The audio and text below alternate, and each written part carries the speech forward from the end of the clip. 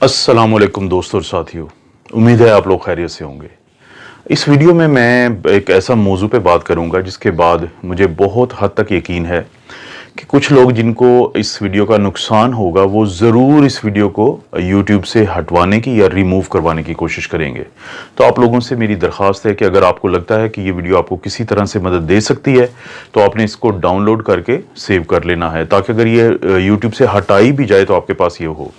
इस वीडियो में मैं बताऊंगा कि ये क्या वजह है कि ये जो पीसीआर टेस्ट है लोगों का बार बार पॉजिटिव आता है, चाहे वो अलामात से निकल आए हों और चाहे उनको काफ़ी दिन हो चुके हों और महीने से ज़्यादा हो चुका हो, लेकिन उनका पीसीआर का टेस्ट बार बार पॉजिटिव आता है। और वो क्या एक ऐसी बात छुपाते हैं लैब वाले जिसके पता चलने से आपके अंदर का डर और खौफ ख़त्म हो सकता है। और इस बात को समझाने के लिए मैं सबसे पहले आपको वाइट बोर्ड पे कुछ चीज़ समझाता हूँ। जी दोस्तों, जिस बारे में मैं बात करना चाहता हूँ उसको समझने के लिए सबसे पहले ये स्ट्रक्चर को देखें। ये है कोरोना वायरस। इसकी ये जो बाहर रेड कलर की ये नज़र आ रही हैं, इसको हम कहते हैं स्पाइक प्रोटीन। और ये वही प्रोटीन है जिसकी मदद से ये वायरस हमारे जिस्म में दाखिल होता है। और ये है लिपिड की बाइलेयर, ये है इसकी होल जिसको आप कह सकते हैं, शेल कह सकते हैं। इसके अंदर है ये आरएनए, और ये वो आरएनए है कि जब ये इसकी मदद से हमारे सेल्स के साथ अटैच होता है और ये आरएनए हमारे जिस्म में चला जाता है, तो ये है वो आरएनए जो कि सबसे ज़्यादा तबाही करता है, जो हमारे जिस्म में जो भी प्रॉब्लम्स बनते हैं, और ख़ास तौर पे वो लोग जिनकी उम्र ज़्यादा है, जो इम्यूनो कॉम्प्रोमाइज्ड हैं, जिनको बाकी प्रॉब्लम्स है, उनके लिए ये है वो आरएनए जिसके अंदर सारी जो प्रॉब्लम्स होती हैं उनकी डिटेल्स इसके अंदर पहले ही मौजूद हैं। अब जैसे ही ये वायरस हमारे जिस्म में दाखिल होता है और हमला आवर होता है, तो हमारे जिस्म का इम्यून सिस्टम, जिसकी हम बहुत ज़्यादा बातें करते हैं, वो एक्टिवेट हो जाता है। ये हमारा दिफाई निज़ाम है, और ये इम्यून सिस्टम इस वायरस के मुकाबले में एक आर्मी तैयार करता है जिसको हम कहते हैं एंटीबॉडीज़। शुरू में वो पहले 10 दिन में एंटीबॉडी बनाता है जिसको हम कहते हैं आईजीएम, और 10 से 12 दिन के बाद वो बनाता है इम्यूनोग्लोबुलिन जी इस वायरस के खिलाफ। अब जैसे ही हमारा इम्यून सिस्टम, दिफाई निज़ाम एंटीबॉडीज़ बनाता है, इम्यूनोग्लोबुलिन एम और इम्यूनोग्लोबुलिन जी, वो हमला आवर होती हैं इस वायरस के ऊपर।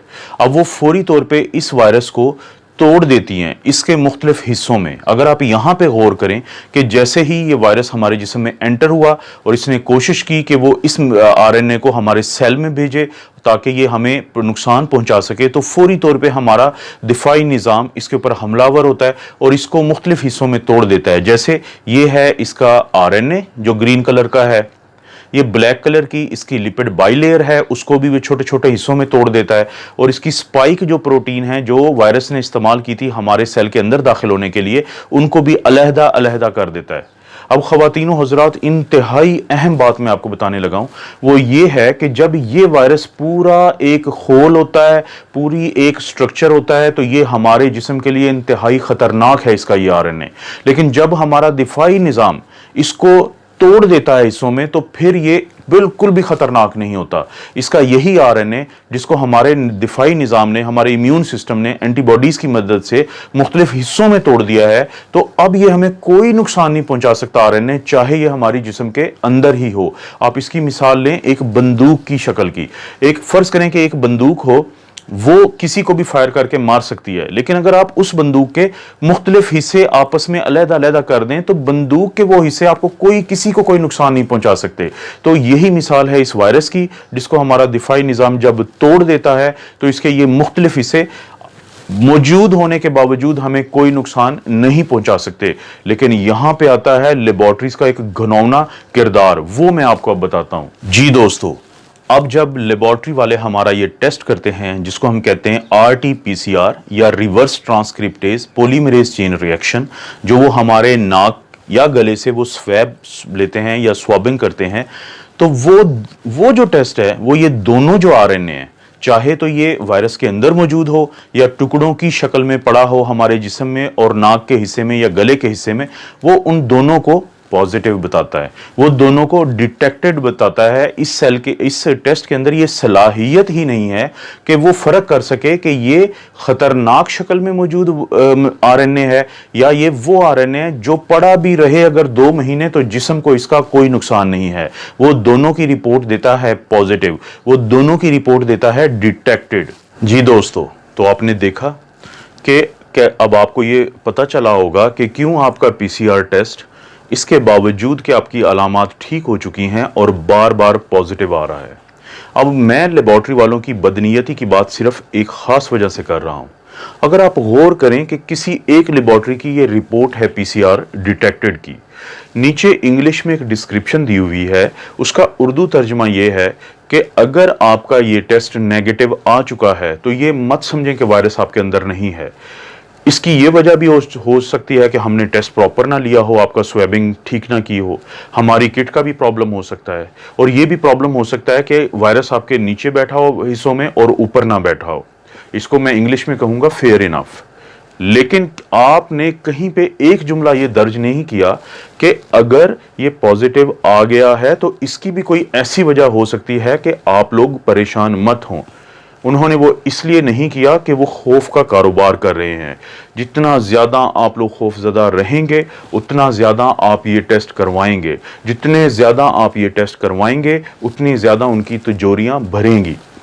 अभी वो अरबों पाकिस्तानी रुपीस कमा चुके हैं इस पीसीआर टेस्ट के ऊपर। उनको पता है कि जब तक लोग खौफज़दा हैं वो इस कारोबार में फ़ायदे में हैं। तो आम लोगों के लिए फिर इसका क्या हल है? ये तो एक प्रॉब्लम मैंने बताया है, इसका हल ये है, अगर आपको अलामात हैं और आपका पीसीआर पॉजिटिव है तो आपने मुकम्मल तौर पे वैसे ही अपना इलाज करना है जैसे डॉक्टर्स आपको बताते हैं। लेकिन अगर आपकी अलामात ठीक हो चुकी हैं तो इस चीज़ के चांसेस हैं कि ये वायरस मर चुका है और टुकड़ों टुकड़ों में पड़ा है। और अगर आपका पीसीआर पॉजिटिव भी आता रहता है अलामात जाने के बावजूद, तो आपको परेशान होने की ज़रूरत नहीं है। और जब ये एक दफ़ा टुकड़ों में तब्दील हो जाता है तो उसके बाद इसके अंदर ये सलाहियत भी ख़त्म हो जाती है कि ये आपसे किसी दूसरे को लग जाए। तो अपनी आइसोलेशन को आप रिलैक्स कर सकते हैं जब एक दफा आप अलामात से निकल आएं। तो क्या इसकी कोई साइंसी आपको भी प्रूफ मिल सकता है? जी, आप अपना एंटीबॉडी टेस्ट करवा सकते हैं।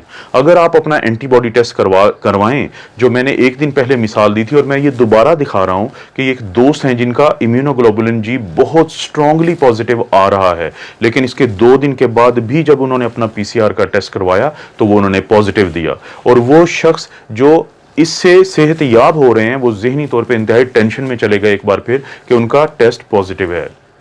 तो मेरी आप लोगों से दरख्वास्त है कि अगर आपको लगता है कि ये वीडियो आपको किसी भी तरह से हेल्प कर सकती है, आप इसको सेव करें डाउनलोड करके, आप इसको लाइक करें और अपने दोस्तों के साथ शेयर करें कि हो सकता है किसी एक को इस वीडियो का फ़ायदा हो जाए। और अब आपको समझ आ चुकी होगी कि मैंने आपको क्यों कहा है कि कुछ लोग बहुत तेज़ी से कोशिश करेंगे कि हर सूरत इस वीडियो को रिमूव करवाया जाए। आप अपना और अपनी फैमिलीज़ का ख्याल रखें। अल्लाह ताला आपको और आपकी फैमिली को हर किस्म की आजमाइश, बुराई और बीमारी से बचाए।